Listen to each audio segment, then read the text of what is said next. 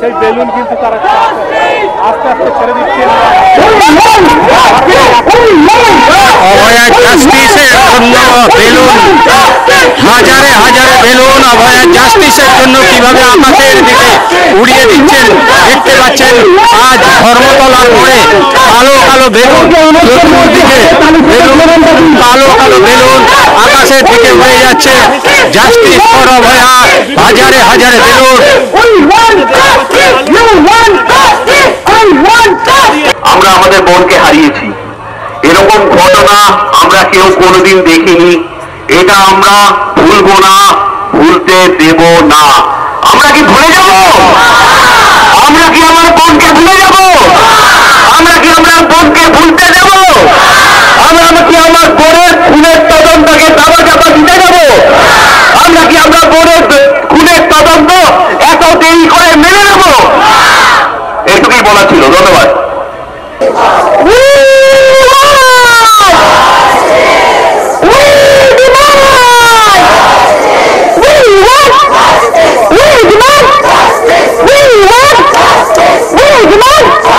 পথচলতি মানুষ তারাও জানুক, চিকিৎসক, স্বাস্থ্যকর্মী, সমাজের সর্বস্তরের মানুষ। আপনারা আজকে যে র্যালি বের করেছেন, একটা কথা বারবার উঠে আসছে, যদিও আপনারা প্যারালাল একটা ব্যবস্থা করছেন যে চিকিৎসা ব্যবস্থাকে বন্ধ করে দিয়ে আপনারা বারবার রাস্তায় র্যালি করছেন, এটা দিয়ে কি বলবেন? সিনিয়র ডাক্তাররা একদিনের এক মুহূর্তের জন্য সিনিয়র ডাক্তাররা নিজেদের কাজ করছেন, জুনিয়র ডাক্তাররা কাজের পরিবেশ পাচ্ছেন না বলে তারা সরকারের কাছ থেকে কোন রকম নিরাপত্তার আশ্বাস পাচ্ছেন না বলে কাজ করছেন না। ইমার্জেন্সি পরিষেবা চালু রেখেছেন তারা, এবং সিনিয়র ডাক্তাররা তাদের পক্ষে বেশি কাজ করে সেই আপনি জানেন একজন আপনাদের উপর দোষারোপ শুরু হয়েছে এবং রাজ্যের আছেন তিনি আপনাদের বিরুদ্ধে কথা বলেছেন, এটাতে কি বলবেন? না, সুপার অলরেডি সমস্ত পরিসংখ্যান সরকারি দেখিয়ে দিয়েছেন যে যে অ্যাক্সিডেন্ট পেশেন্ট তাকে সমস্ত রকম চেষ্টা করা হয়েছিল চিকিৎসা দেওয়ার এবং বাঁচানোর, তারপরে আনফর্চুনেটলি তাকে বাঁচানো যায়নি। এর সঙ্গে চিকিৎসা পরিষেবা বন্ধ করে বা আন্দোলনের কোনো সম্পর্ক নেই।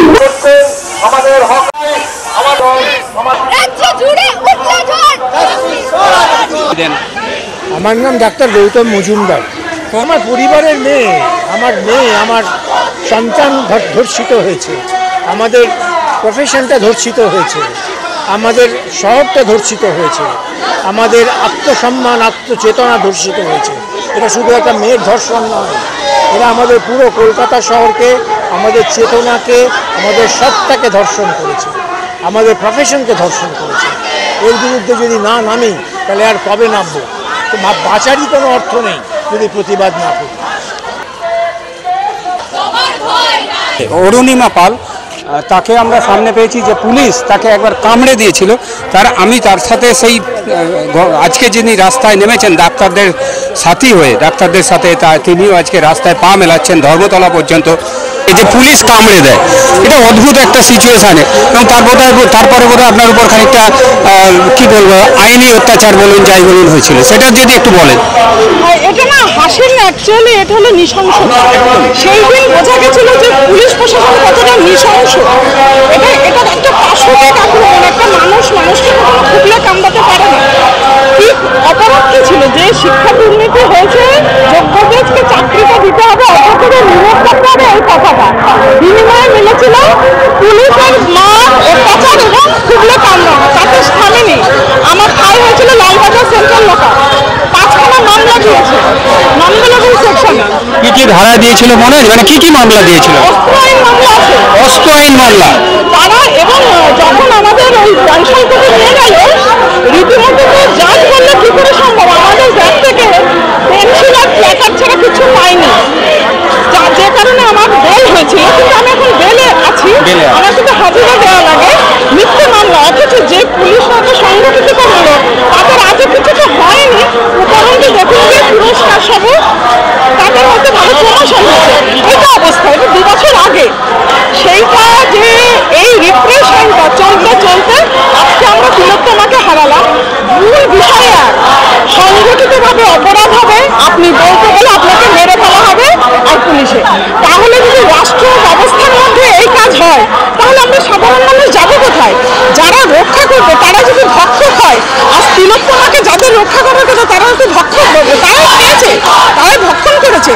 উপরন্তু যাতে এগুলো রিভিল না হয় তার জন্য কি করেছে তথ্য লোপা। ঠিক শিক্ষা স্বাস্থ্য একদম পুরো শ্মশানে বলুন কবরে বলুন সাহিত্য।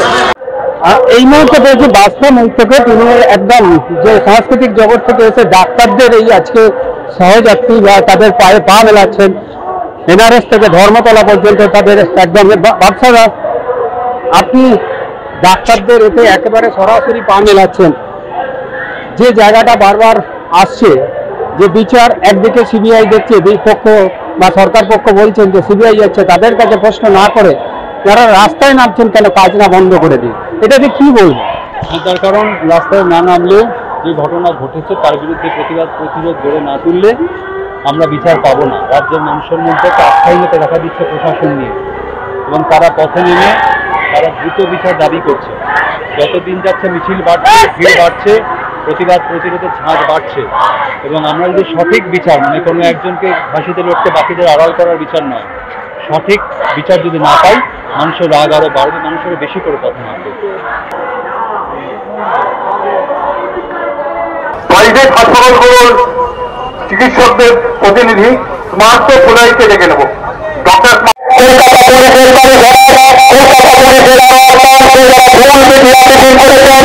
মেডিকেল কাউন্সিলের প্রেসিডেন্ট, মেডিকেল কাউন্সিলের ভাইস প্রেসিডেন্ট, মেডিকেল কাউন্সিলের একাধিক সদস্য, তারা যেভাবে সারাদিন উপস্থিত থেকে এবং পরবর্তীকালে এই ঘটনাটা বাধা দেওয়ার জন্য এবং তথ্য সত্যগুলোতে লোক করাতে তাদের অভিযোগ তাদের বিরুদ্ধে এসেছে।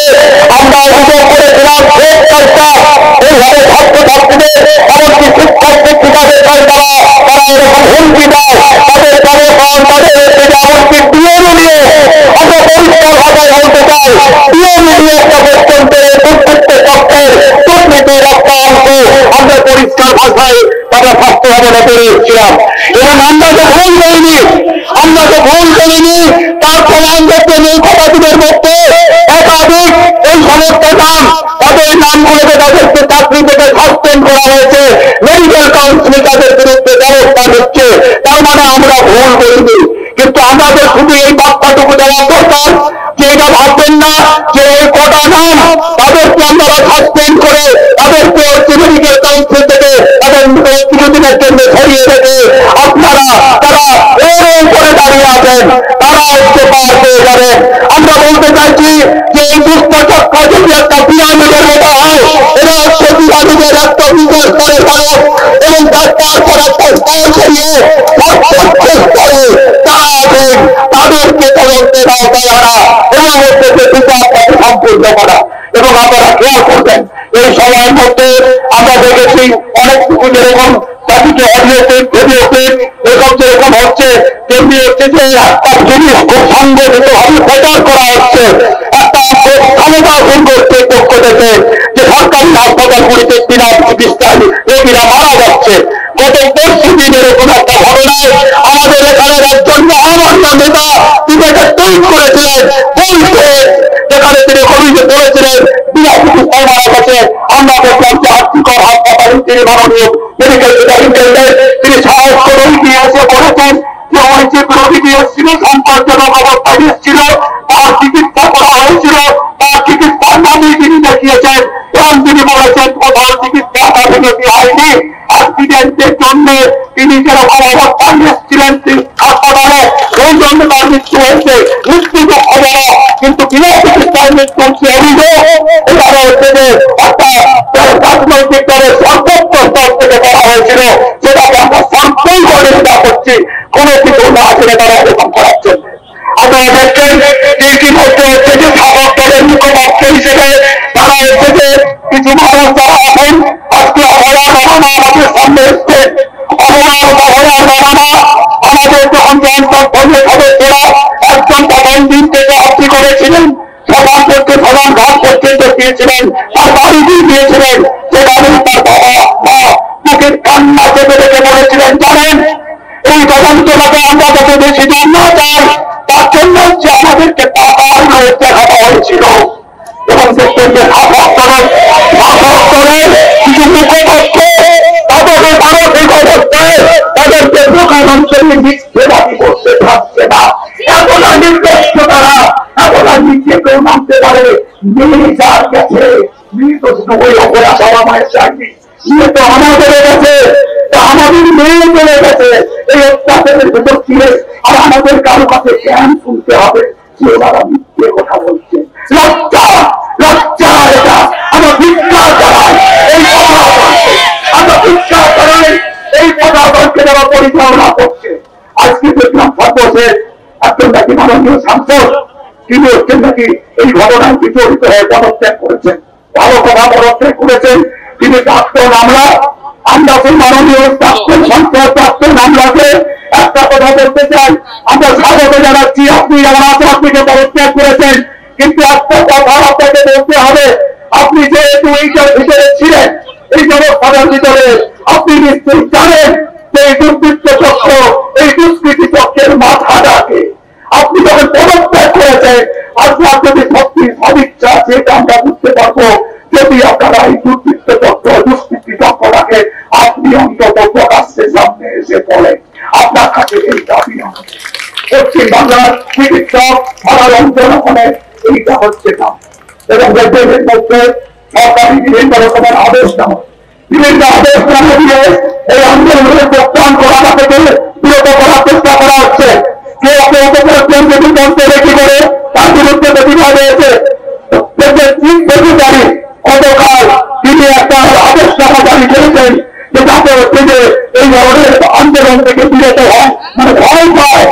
আমরা বলতে চাই যে মাননীয় সেক্রেটারি আপনি পশ্চিম বাংলার উন্নয়নের কাজকে অঙ্গীকার করেছেন, আপনারা আমরা স্বাগত জানাচ্ছি। কিন্তু আমরা বলতে চাই পশ্চিমবঙ্গের আজকেই যে পিছিয়ে পড়া এই রাজকতা, এই যে দুর্বৃত্তায়ন, এই কেন্দ্রীয় প্রশাসনের দুর্বৃত্তায়ন এবং তার দুর্বৃত্তায় তারা হচ্ছে নাই কখনোই নিজের সাথীরা সাধারণ কর্মীরা তারা হচ্ছে পশ্চিমবঙ্গের এই দুর্বৃত্তায়ন, এই দুর্নীতির পরিবেশ, এই ফ্ল্যাট কালচার এটা তারা তৈরি করেনি, এটাকে আপনারা পালন করেছেন, বহন করেছেন। আপনারা যদি সত্যি মনে করেন যে অন্য পশ্চিমবাংলা আমাদের করতে হবে, আপনারা অবিলম্বে এই দুষ্কৃতি চক্রকে বিরস্ত করুন, দুর্নীতির গোড়াকে উৎপাদন করুন। আপনারা যারা আমাদের যে রাজনীতি আছি, যারা বিভিন্ন রকম কাজকর্ম করে খায়, তাদের লজ্জা দিন, তাদের সরকারি কর্মচারীদের যে নিয়ম বাকি সমস্ত জিনিস নিয়ে পাওনা আপনারা বন্ধ করে রেখেছেন, সেগুলোকে আপনারা কি আমাদের স্বাস্থ্য ব্যবস্থায় নিয়মিত নিয়োগ করুন, অন্যগুলিতে আপনারা গণধনগুলো স্বচ্ছভাবে করুন, দুর্নীতিগুলো স্বচ্ছভাবে করুন। আপনারা সব জায়গায় একটা স্বচ্ছতা আনুন, দুর্বৃত্তদের দূর করুন। এই দুর্বৃত্তদের যদি দূর না করতে পারেন, আপনার এই চাষ ফলন যে রক্তচক্র, সেই রক্তচক্রের পাল্টা হিসাবে আমরা বলবো আমরা কাজ করি, আমরা পেশার সঙ্গে যুক্ত। আপনি আপনার কাজ করে দেখান, আপনি কর্তব্য পালন করেছেন। না হলে এই যে মানুষ হত্যা করে দেখছেন, এই মানুষের রোজ দিয়ে দিতে পারছে, রোজ দিয়ে দিতে পারছে, এবং জনরোষ কোথায় যেতে পারে অনেক জায়গায় ইতিহাস আপনাদের কিন্তু বারবার মনে করিয়ে দেবে। জনরোষ পালাবেন না, দুর্বৃত্ত বন্ধন করুন, দুর্নীতি মুক্ত করুন, মানুষকে পেশাজীবীদের মর্যাদা দিন। আমাদের প্রকৃত বিচার মানুষের বিবেচনা দুষ্কৃতি এবং তার সঙ্গে হচ্ছে যে বৃহত্তর ষড়যন্ত্রের সঙ্গে যুক্ত যে প্রচুর নাম সামনে এসছে, এদের তদন্ত করে এদের বিচার দিন। অপরাধ বিচার কোনদিন সম্পূর্ণ হবে না।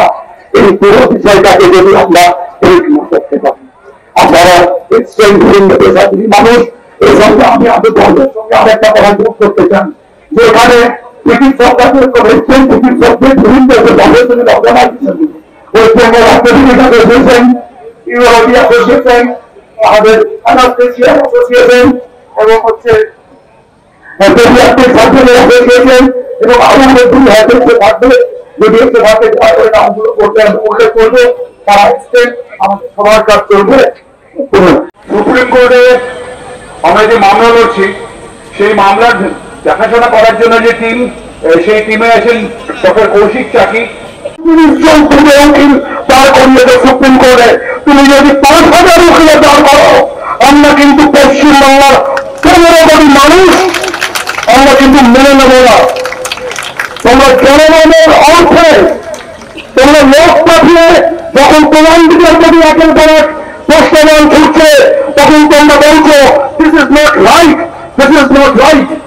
তুমি যদি পারি যে তারপরে প্রত্যেকটা কাজে প্রত্যেকটা পুলিশের বিবৃতিতে প্রত্যেকটা মিডিয়া নিউজে কিন্তু পরিষ্কার হয়ে গেছে সেদিন তুমি সুপ্রিম কোর্টে মিথ্যে বলা হয়েছ। মিথ্যা নিয়ে প্রতিদিন কিন্তু টিকে রাখা যায় না, শাক দিয়ে মাছ ঢাকা যায় না। তোমরা প্রথম যে ফোনটি করেছিলে তার কর্মে করা আমার ফোনে আছে। তোমরা বলেছিলে তোর মা বাবাকে যারা আজকে এখানে আছেন আপনার মেয়ে অসুস্থ তখন করা যাবে সকাল 10:55। তারপরে তোমরা বললে মনে হচ্ছে তোমার মেয়ে সুইসাইড করেছে তাড়াতাড়ি এসো, তখন কথা বাজে 11:30। সেই ঘরে প্রচুর তথ্য প্রমাণ ছিল যেগুলো মোকাব করার একদম পরিষ্কার ভাবে স্বাধীন ধরে সব রকম ভাবে প্রচেষ্টা করা হয়েছে।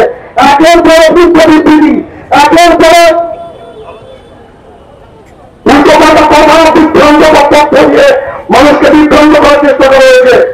তার সঙ্গে সঙ্গে আমরা বলতে চাই এটা কিন্তু বিক্ষিপ্ত বিচ্ছিন্ন বলে ঘটনা নয়। আমরা বলতে চাই আমাদের দাবি চিনতে অভয়ের মৃত্যু কাণ্ড অভয়ের প্রতি যে ধর্ষণ এবং নরকীয় খুন সন্ত্রাস হয়েছে তাদের দোষীদের চিহ্নিত করতে হবে। দুই, তাদের পেছনে কোন দুষ্টচক্র ছিল যাদের মদতে তারা ঘটনা করার সাহস পেয়েছিল।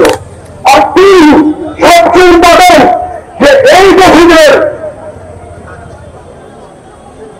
তাদেরকে আইনের হাত থেকে রক্ষা করার জন্য যে কোটি কোটি টাকা খরচা করা হচ্ছে সমস্ত রকম সোশ্যাল মিডিয়াকে ব্যবহার করে একের পর দিনের পর দিন মানুষকে বিভ্রান্ত করা হচ্ছে। মানুষ যারা আজকে আমাদের সঙ্গে আছে তাদেরকে বিভিন্ন রকম ভাবে ভুল তথ্য দিয়ে, যেমন গতকালই আজকে করার একটি ঘটনা ভুল তথ্য দিয়ে বিভ্রান্ত করা হচ্ছে। আমরা কিন্তু সেই সমস্ত তথ্য আমাদের সুপ্রিম কোর্টে যে লয়েরা রয়েছে আমরা তাদের হাতে প্রতিদিন তুলে দিচ্ছি। আমরা দিল্লিতে গেছিলাম, আমরা তার আগে গত শনিবার সিবিআই এর কাছে আমরা সমস্ত নামগুলো দিয়ে এসেছি, একদম শুরু থেকে নিচু অব্দি সবার নাম দিয়ে এসেছি। এবং আমরা দেখবো যদি সিবিআই যদি সুবিচার না করতে পারে তাহলে সিবিআই কিন্তু জনগণের হাত থেকে বাঁচবে না। একটা কথা মনে রাখতে হবে, মহামান্য প্রধান বিচারপতি আপনার কথা বলতে কালকে আপনি যদি সুস্থ হন এবং বিচারালয়ে বসেন, এটা কিন্তু মনে রাখতে হবে যে আইন মানুষের জন্য, মানুষ আইনের জন্য, মানুষকে বিচার দিতে হবে। মানুষের যে একটা ভয়ঙ্কর চেহারা আমরা দেখতে পাচ্ছি না প্রত্যেকটা ইনস্টিটিউটের WBMC, West Bengal medical council যাকে বলে, ওয়েস্ট বেঙ্গল ইউনিভার্সিটি, স্বাস্থ্য ভবন, কলেজে প্রিন্সিপাল এনএসডিদের অফিস যে দুর্বৃত্তদের যে একটা অফিসে পরিণত হয়েছে সেটার প্রতি আমরা সমস্ত রকম তথ্য 1100 বছর তথ্য আমরা কিন্তু দিয়ে এসছি। আশা করছি আমাদের যারা মনোনন্দ যারা অধীনে আছেন তারা আদালতে পেশ করার চেষ্টা করবেন।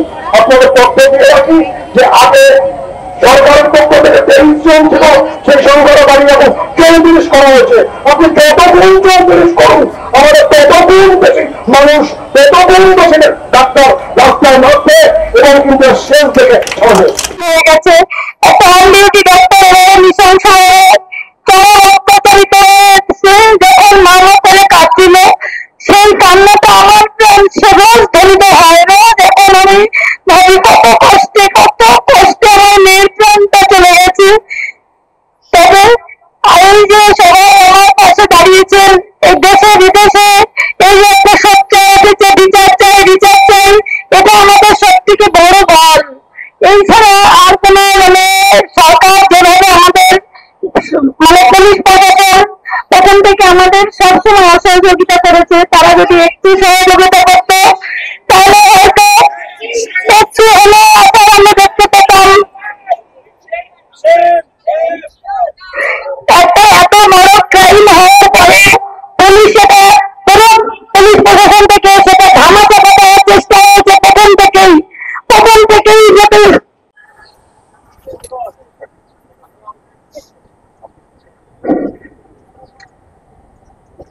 আমি অভয়ার কাকিমা, যে ছোট থেকে মেয়েটাকে চোখের সামনে বড় হতে দেখেছি, বাবা মা বাপি মা ডাক্তার, সাথে সাথে কাকি ডাক্তার আমার জীবন থেকে চলে গেছে।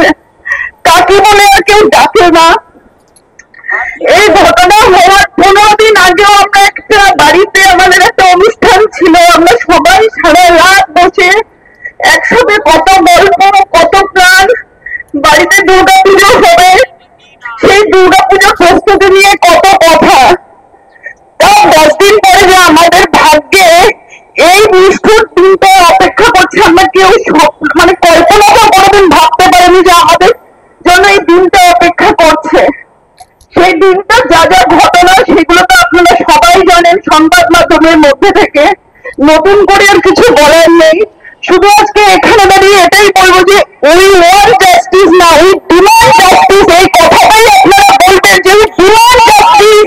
আমরা ওয়ান্ট না, উই ডিমান্ড। আমাদের জাস্টিস দিতেই হবে, এটাই হচ্ছে কথা। কোনো কথা বলবো না যতদিন না এই ঘটনা সুবিচার হয় এবং এই নিষ্ঠুর নির্মম হত্যার যতদিন না বলে আমরা বিচার পাই, আপনারা কেউ রাস্তা ছাড়বেন না। আমরা হয়তো সবসময় বেরোতে পারি না, অনেক প্রতিকূলতা, অনেক বাধা আছে আমাদের, কিন্তু আপনারা কেউ ছাড়বেন না এই জায়গা।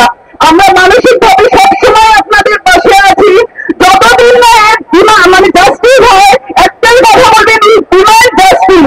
এইটুকুই কথা, কিচ্ছু বলবো না আমি। এটা হচ্ছে স্বাস্থ্য প্রশাসন এবং পুলিশ প্রশাসন কিভাবে তদন্তভাবে এখনো টাকা দিতে চাইছে। আপনারা খেয়াল করবেন, মহামান্য সুপ্রিম কোর্ট আসতে ভাই, মহামান্য সুপ্রিম কোর্ট প্রথম দিনের যে শুনানি, তখন তিনি পশ্চিমবঙ্গ সরকারের যে কৌশলী তাকে বলেছিলেন যে আপনি টাইম লাইন ঠিক করে বলতে পারছেন না, যে কখন ঘটনাটা ঘটেছে, কখন এফআইআর হয়েছে, কখন ডেথ সার্টিফিকেট হয়েছে, আপনি বলতে পারেননি। আপনি একজন উপযুক্ত অফিসারকে পরের দিনে হিয়ারিং নিয়ে আসবেন। এবং আমরা দেখলাম আগের যেদিন আমাদের হিয়ারিংটা ক্যান্সেল হলো, তার আগের দিনে ওই টালা থানার যিনি ওসি, তিনি অসুস্থ হতেও পারেন, আমরা জানি অসুস্থ হলে তিনি সুস্থ হন, কিন্তু তিনি অসুস্থতা এরকম করে পশ্চিমবঙ্গের অনেকগুলি হাসপাতাল নার্সিংহোমে ঘুরেছিলেন। কোন জায়গায় তাকে কতটা অসুস্থ বলে চিকিৎসকরা মনে করেননি যে তাকে ভর্তি করতে হয়। আমরা লজ্জার কথা না করি, লজ্জার কথা হচ্ছে তিনি হয়তো কোথাও ভর্তি আছেন বা না আছেন আমরা তো জানি না, কিন্তু আমরা জানতে পেরেছি এর মধ্যে কয়েকটি প্রাইভেট হাসপাতালকে স্বাস্থ্য দপ্তরের ডাইরেক্টরেট থেকে সেই দিন রাত্রে ফোন করা হয়েছিল যে কেন ওনাকে ভর্তি করা হচ্ছে না। তাদেরকে বলা হয়েছিল যে আপনাদের প্রতিনিধিকে পরের দিন স্বাস্থ্য ভবনে দেখা করতে বলুন যে তারা এই ঘটনাটা কেন ঘটিয়েছে। আমরা জয়েন্ট প্ল্যাটফর্ম ডক্টরদের পক্ষ থেকে মাননীয় চিফ সেক্রেটারি, যার কথা আগে উল্লেখ করলাম, তিনি ফাতোয়া দিচ্ছেন, তাদের জানিয়েছি আপনারা অবিলম্বে এই তদন্তটা করুন যে একজন রোগীকে কোথাও ভর্তি হবে কি হবে না, এটা চিকিৎসক ঠিক করবেন, এটা হেলথ ডাইরেক্টরেট ঠিক করেন না। আর হেলথ ডাইরেক্টরেট কি অন্য কোনো রোগী ভর্তি হচ্ছেন না হচ্ছেন নার্সিংহোমকে ফোন করে, এক্ষেত্রে তাদের তাগিদটা কিসের ছিল? আমাদের আবার সন্দেহ যে ওই যদি তাকে হাসপাতালে রাখা যায় তাহলে ওই টাইম লাইন করা লোক তারও কিছু যায়। এই তথ্যটা একটু আমাদের দেওয়ার আমি করলাম। 18 জন প্রতিবাদী, 13 জন পুরুষ এবং 5 জন মহিলা, তাদেরকে আটক করা হয়। তাদের বিরুদ্ধে বেলেবল কিছু ধরা দেওয়া হয়, কিছু নন বেলেবল ধরা দেওয়া হয়।